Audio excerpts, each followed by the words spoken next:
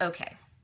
As someone who rebuilt her own arches and actually saw a change in the size of her feet, like buying different shoes because of how I rebuilt the strength of my feet, I'm someone who can tell you most assuredly you absolutely can grow better arches in your foot, even if you've always had flat feet. I'm here to tell you flat feet do not run in your family, nor do bunions. What does run in a family is gait pattern. And that is something that you pick up at a very, very young age before you even realize what you're doing. You mimic the people around you. And part of mimicking is picking up on their subpar movement patterns if they have them. And so where a mother, a daughter, and then the daughter's daughter all have flat feet, it's not that genetically you are cursed with feet that don't shape the way they are meant to. It's that the muscles aren't very strong and that you haven't been using them in the way that you're supposed to. Does that make sense? Okay, so if you've been doing that for a long time, it stands to reason that the muscle tissue and the fascia and the bones in the foot aren't going to function very well. And so it becomes the norm for you to start developing a bunion or having a big toe pointing inward instead of straight forward, or to have flat and collapsed arches. You actually have the capacity to grow an arch into your foot. And the reason is these are all like working with muscles. And just like a bicep, we can grow a muscle here, you can also grow muscle in your foot and create better tone and shape in your foot. So how do we do that? Well, first you need to understand that there are three arches in your foot, and not just the one that you see. So we've got the medial longitudinal arch. You're familiar with that. You've seen it. You've also got a lateral longitudinal arch on the other side, and then is the transverse arch, or the metatarsal arch. And so metatarsals, that's your toes, right? And then phalanges and all that good stuff up there. So a lot of people, runners in particular, have developed stress fractures right here on the bottom of the foot. And they think it's from running too much. And it might be from running too much, but more so, it's about sending the wrong signal a whole bunch of times to say, hey, this arch, which is collapsed, so that means it's going to be much flatter to the ground, this arch should make your foot more like that, so that this bone underneath doesn't hit as hard to the ground every time you take a step, running or not, shoes or not.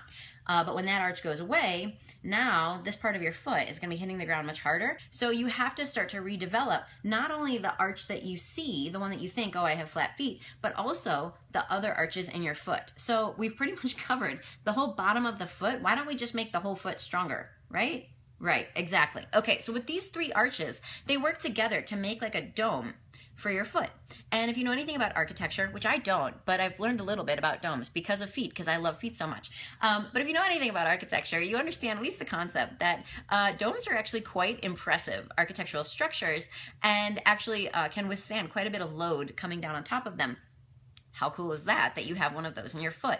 It's like nature knew you were going to be putting a ton of load on your foot, walking and running and jumping, and it said, hey, awesome, let's give you a dome. However, shoes, socks, and poor gait mechanics, and just lack of awareness and understanding that you actually need to do strength work for your feet has created some issues where now the foot is just this sad little guy that smushes on the ground and doesn't have its little dome of support anymore, okay? So we need to start rebuilding the dome of your foot.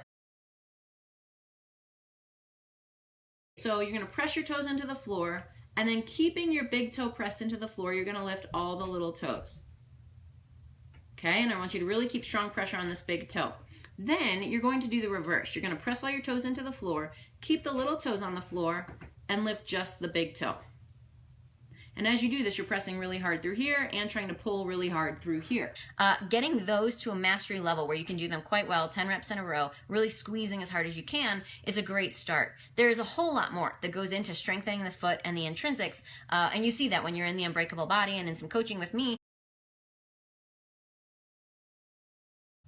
Plantar fascia acts like a tie rod. It connects the calcaneus, or the heel, to the toes and helps the whole thing stay connected together. However, its job is not to do all of the work for your foot. But could you see how if your intrinsic muscles of your feet, your arches, your extrinsic muscles of your feet, if they're not functioning well, who's left?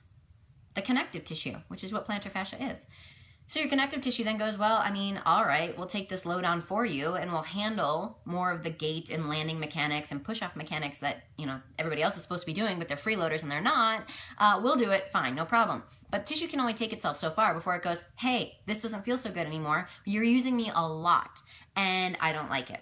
And that is where a lot of the overuse injuries and inflammatory injuries with the plantar fascia can develop. So if you're developing plantar fasciitis, there's a reason for it, and you need to start addressing the muscles and bones in your foot and your ankle to function better so that your plantar fascia isn't like relegated to doing all of the work of your foot. So while it is great to massage that area, make sure you're spending the time on the actual root cause of the issue, which is likely either the joints not moving well, like big toe and the other toe joints, or your tissue not working well, or probably both, because they are always interconnected and in harmony with each other.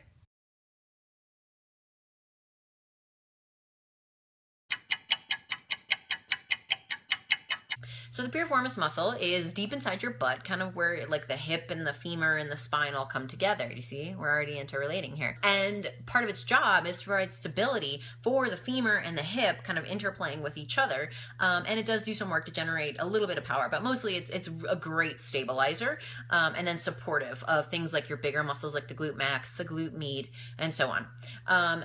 But when the piriformis has hypertonicity or holds more tone than it should, and that doesn't mean tone like I'm so svelte and toned. It means like the tone of the muscle, literally like how toned is the muscle, how much tenseness is in it. And if you are someone who has chronic tenseness, there's a strong chance that you might have some hypertonicity. And so what that essentially means is the muscle is kind of holding this low level like all the time. And it never gets a chance to go, guess what influences hypertonicity? What's happening in here? So we see some connections now as people are looking at smart people. I say we. It's not me doing the studies. I read them and then I read them to you guys. Smart people who do studies are finding and noticing that our perception of ourself and how we are seeing the world and how much type A behavior we exhibit and how much controlling behavior we exhibit and how well we are with ourselves, how much stress we're under, that absolutely influences the tone of your muscle. So while it would be amazing if I could just be like, exercise A, B, C, guys, that fixes your piriformis, makes your butt really strong, guess what? Those are great starting points, but they also are hopefully for you a launching pad to go, what else is going on in my life that could be influencing this? Our body is always trying to save us and help us out. It never does anything that doesn't have a good reason. Okay? Just like you never do anything without having a good reason, right? So like your body's doing the same thing. So there's a reason that your piriformis is getting a lot of hypertonicity in it. Okay, so that's like a thing. So what do most people do? They go, okay, I'm gonna put the lacrosse ball in my butt, like where the piriformis, where I think it is, and then roll it out, and that'll make it better, right?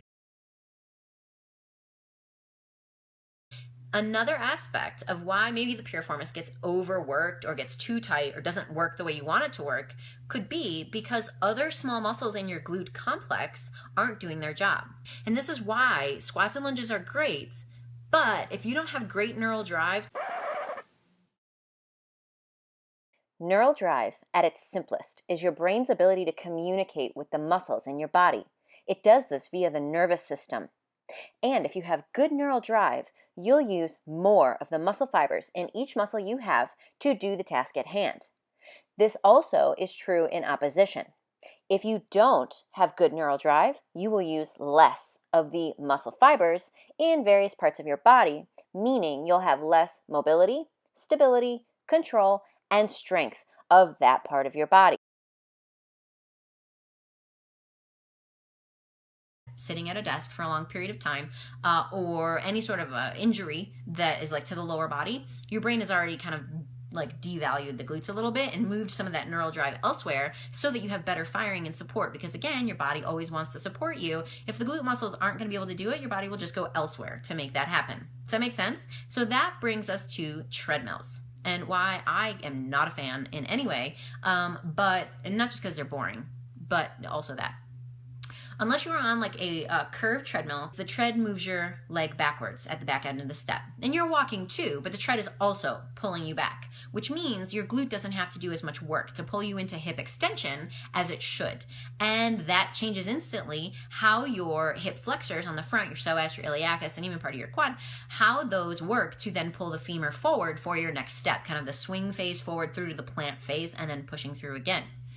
By influencing that in a kind of suboptimal way, you're teaching with every single step you take on a treadmill, you're teaching your brain and your body how to go, don't use the glutes to do as much hip extension, use a lot more of the muscles on the front of the femur to pull that leg forward. And many folks will substitute spinal extension for hip extension. And I'm going to show you what that looks like because this may be you. So hip extension should be when I swing back. Now, okay, I'm going to pull the shirt tight. If I don't have the capacity to do it from my glutes, I'm going to do it from my low back to assist the movement. And what I'm essentially doing is faking my way through hip extension, but also then starting to chronically overuse the fibers of my low back. Hey, low back sufferers, you guys have pain, right? This may be something worth taking a look at.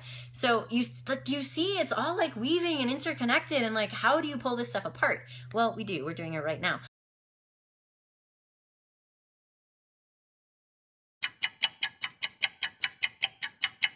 So how do we actually increase our hip mobility and our hip stability and our hip strength for the long haul? So one thing that you absolutely need to do is learn to control your hip in its entire range of motion. Most of us can't do that until we start practicing. I'm going to show you a simple little test you can do on yourself to just see how good your control is of the front of your hip. So we're going to be using things like the psoas and the iliacus and just the stuff that's on the front of your hip.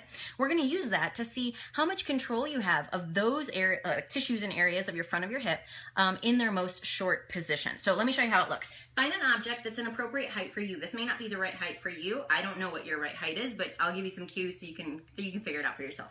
Okay, so you're going to stand facing your object. Having something to hold on to would be awesome. I don't, because I'm next to a wall and there's nothing to hold on to, so I'll just do it without holding on. But a chair would be ideal to have something to hold on to so that your body isn't also trying to stabilize you as it tries to do this kind of neurologically challenging drill. All right, so what I'm going to do first is make sure I'm not in a posterior pelvic tilt. So a posterior pelvic tilt is where we tuck our butt under like this. And if you were to do this after taking a shower, you could see the bony landmarks of your body. You'd be able to see that you actually have a slight tip backwards if you're in a posterior tilt. Conversely, an anterior tilt is where we stick our butt out and everything kind of angles towards the floor this way. We want like the happy medium between those two. Then I'm going to put my foot up onto the object. If just putting the foot on the object pulls us into a posterior tilt where the knee has to bend and the butt has to tuck under, the object's too high. You need to find an object where you can keep your knee totally straight, flexing the leg hard so it's totally straight down into the floor, and the butt is sticking up and out behind you. From there, hands on the object or whatever. I'm going to do hands on hips just so that I feel nice and control here. And then I want you to lift your leg as high as you can off the object, keeping your knee flexed, and hold it there. And then bring it back down. Now, see if you can actually do that and not have a cramp happen in the front of your hip. Can you actually hold it there, or do you lift it and it falls right back down? And then compare that to that hip stretching where you either stand or you lay down and you'll pull your knee to your chest as far as you can? How come you can't pull it up that far under your own power? That's an interesting question to answer. And that answer to that question is you don't have control over that. So it's all well and good if you want to do this like a passive, we do this before we warm up. Like, you've seen that one, right? Everyone does that. You pull your knee up. You can even do that like laying down on the floor. It's not that that's a bad stretch, but it's interesting to note you can pull yourself into that stretch passively. You're pulling on your own power, leg is relaxed. When you try to lift your leg under your own power, you can't get there. So the distance between those two is a problem that you want to start closing the gap on to actually develop true control of your hips, not just momentum, getting through something, or ignoring the fact that your hip doesn't actually move through a position that it should be able to hold. Getting yourself to actually have the manageable control over that. That drill alone is a simple little test you can do to go, oh, I actually can't control my front of my hip in its shortened range position. That's something I could address. And you'll do the same thing for the rest of the hip joint, which it's a hip ball and socket joint, so it rotates. So you're going to have a massive amount of range that you need to explore and actually start developing control and strength in. What if you go, no, my hips actually don't work that way? Okay. All right, if that's what you want to believe, that's fine. Guys, seriously, if you think your hips can't move that way, great, fine, good luck. Have fun. The reality is they may not yet. but that doesn't mean they can't ever. Because until the day you die, your cells are regenerating. So learning how to actually use your hip through their entire range, learning how to actually generate control and stability that is real, not just a kind of a false sense of high tone stability, and work on actually changing the signal and the movement pattern so that in time, it becomes the default to actually make your hips work well in the way they're supposed to, and the way they were designed to originally when you first showed up on this planet.